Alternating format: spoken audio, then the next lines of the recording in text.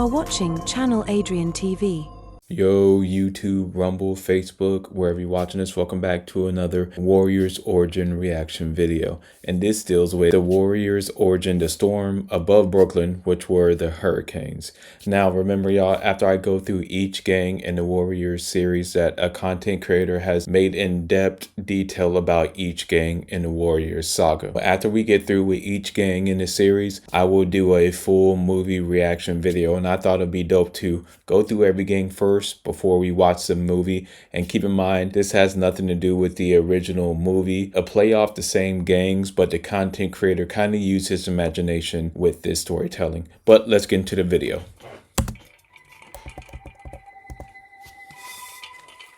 They weren't the strongest, they weren't the biggest, but when they came through, they left everything spinning. While the Turnbulls rode buses and the hi-hats mime madness, these guys danced on rooftops with blades in hand and radios in the air. This is the story of the most unpredictable gang in all of New York. This is the story of the Hurricanes. Hey, dancing with blades? Okay.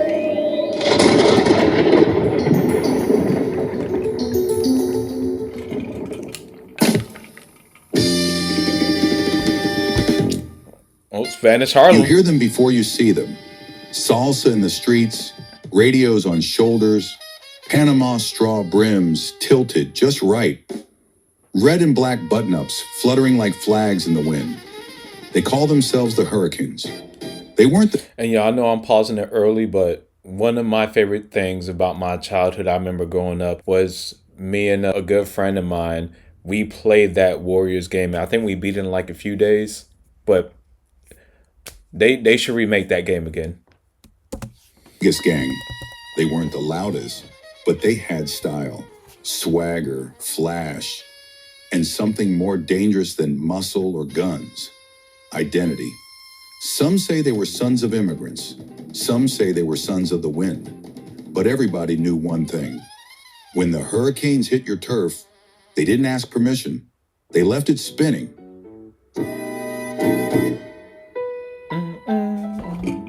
Bushwick and South Williamsburg, Brooklyn, New York. As Cuban and Puerto Rican migration intensified post-1960, Brooklyn neighborhoods saw a new generation of bilingual youth caught between tradition and survival. In the summer of 1969, three boys, Luis El Jefe Herrera, Marco La Sombra Ruiz, and Ricky Radio Ramos, formed a rooftop crew known for break-ins, rooftop parties, and daring graffiti tags. They didn't see themselves as criminals. They saw themselves as guardians of culture, fusing rumba, rebellion, and resistance.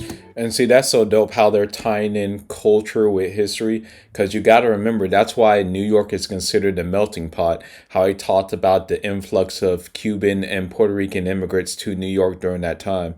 Very well done. That's why I do love these mini movies about each gang, even though it has nothing to do with Paramount Pictures. This creator did a pretty good job about, this creator did something I was wishing Paramount would do. Go in depth or do like a Warrior series. I think people would watch it. They adopted the name Hurricanes, not for destruction, but for motion. Fast, wild, unpredictable. We weren't trying to tear the city down, motion, Louis said once. We were trying to dance through it like a storm. By 1971, they had claimed the rooftops of 5 square blocks as unofficial turf, running lookouts, holding boombox battles, and defying local precincts with rooftop smoke signals made from burning oil drums. And the music hard too. Red and orange Hawaiian shirts, black leather vests, blue jeans, and straw hats. Either wide-brimmed Panama traveler hats or Cuban-style fedoras with elegant creases and bands. Meaning, the look was deliberate, a mixture of 1950s zoot suet culture, Cuban guayabera flash, and old Havana nightclub flair. Their red and black combo represented both danger and rhythm. Red for blood and flair, black for rebellion. We dressed like boleros and bombers, Ricky once told a reporter. If you didn't notice us, you weren't worth our time. Their fighting style wasn't brute force like the Turnbull ACs or savage speed like the Savage Huns. Instead, it was rhythm-based, almost like dancing. Fast footwork, shoulder feints, chain whips. Switchblades pulled with theatrical flair. Their presence grew. Hurricanes showed up at the big meeting. They didn't speak much, but they didn't need to. And I know I already said I will probably be part if I had to pick a gang, which y'all know I'm not advocating for gang life, but just for the sake of this, if I had to pick a gang, I know I did say the Gramercy Riffs, but if I was probably going to a party, it would probably be the Hurricanes, or honestly, I think the Hurricanes would probably be the top one. If I was going to a party, their party probably would be the littest.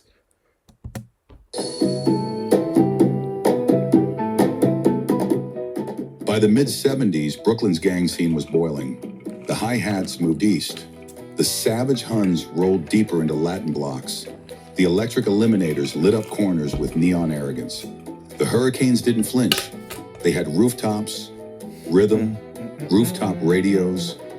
But in 1976, during a midnight clash with the Savage Huns, Marco La Sombra was thrown from a rooftop. Damn. Allegedly after refusing to give up turf. He died on impact. The city didn't blink. That night, something shifted. His spot was filled by Toro Medina, a Cuban exile who had fled Havana as a boy. Tall, cruelly handsome, and sharper than a barber's razor, Toro took command and brought a new fire to the gang. Gone were the days of rooftop parties. Toro turned the Hurricanes into a militarized crew. Less breakbeats, more blade work. Under his rule, the gang adopted strict codes, rituals, and rank structure. Toro, El Toro, the Bull, Supreme Commander. Ricky Radio. Lavos, Head of Communications, Music, and Intelligence. Elena Cruz, La Fiera, Chief Enforcer, Toro's rumored lover, known for her twin knives. Junior Tribes, runners aged 10 to 14, trained as rooftop scouts and informants. Then they had them working Toro early. altered the gang's visual style too. Crisper shirts, tighter creases, and his own signature. A cream Cuban Panama fedora with a deep red band. The entire gang began wearing similar hats with their unique personal variations, honoring the street while signaling a Cuban revolutionary spirit. The Hurricanes do not appear in the 1979 Warriors film, but their visual presence can be inferred from the large crowd. Yeah, I was about to say, I figured them to be the Hurricanes, even though they didn't say it in the film, but especially in the diverse mix at the Conclave. In Rockstar's The Warriors video game, however, the Hurricanes are prominently featured, colorful, cocky, and fast. Yeah, that's the game I was talking about, when Rockstar, because some of you may just know Rockstar for Grand Theft Auto, but they did a great job with the Warriors game. I wish they would bring it back or remake it. Like I said, I don't play a lot of video games, but that would be one I would possibly would do for this channel if they did remake it. They arrive late, walking shoulder to shoulder in pressed red-orange shirts, black vests, crisp denim, and a variety of Panama-style straw hats. No two exactly alike, but all symbolic of unity. Some wear fedoras with feather accents, others wider Panama brims creased in classic Cuban fashion. Music hums from a nearby boombox. None of them speak, but their swagger says it all. Rumors: a Savage Huns lieutenant once stepped foot on Hurricane turf and disappeared forever. Dang. Toro carries a switchblade engraved with the word Habana. A rooftop rooster crows before every gang war. Nobody knows where it lives, but it always shows up. Elena once blinded a bopper by reflecting the sun off her blade. Some say even Cyrus respected the Hurricanes, not for numbers, but for culture. They don't rule with fists, he allegedly said. They rule with rhythm.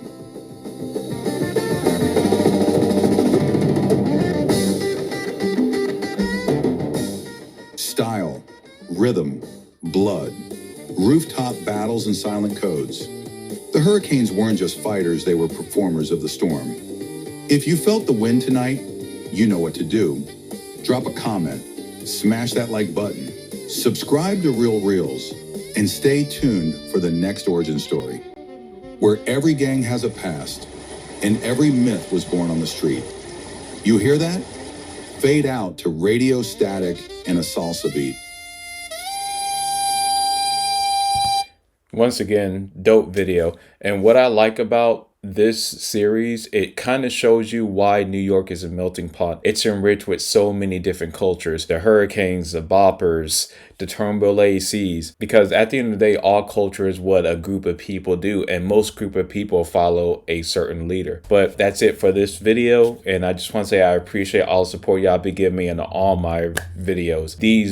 My Warriors Evergreen videos, sneaker reviews, late nights and early mornings with CHANNELADRIANTV, Sunday service to get you through the week. All these videos I'm getting support on. I appreciate it, and I will see y'all in the next video.